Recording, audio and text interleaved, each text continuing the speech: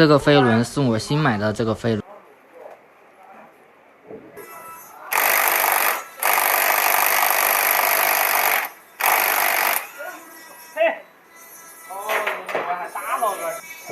这个旧的飞轮给取下来了，好烫手啊！我操，这刚跑完太烫了。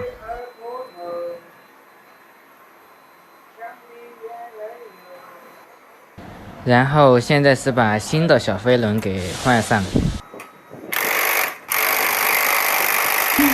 这个没办法自己换，必须要借助这个工具才能换。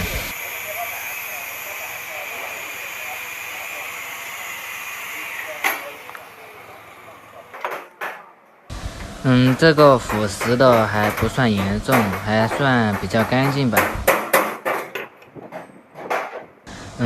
还好我没有自己换，师傅都搞了这么久。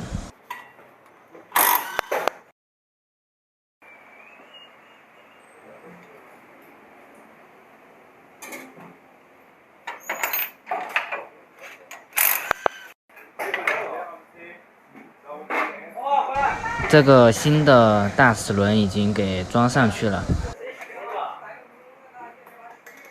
崭新的，看着就挺舒服的。这个旧的连盘来着。这个是换下来旧的，很明显这个齿都小了一些。但是我感觉这个还能用啊！一看这对比一下，虽然说小了一些，但是感觉磨损的不是很严重。这个大齿轮完全还能使用，小飞轮肯定是没办法使用的。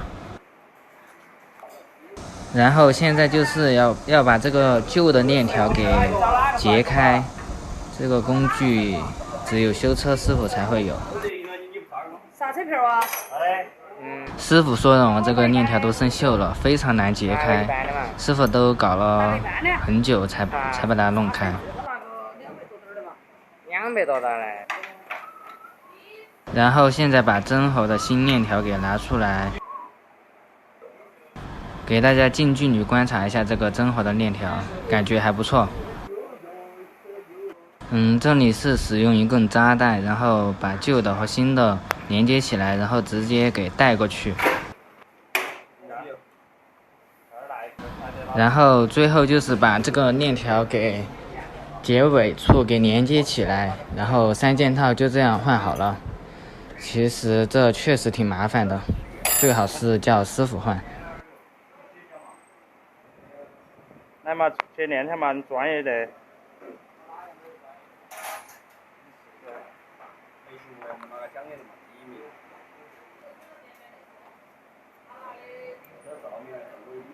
已经回来了，已经把3件套和机油都给换了，给大家看一下。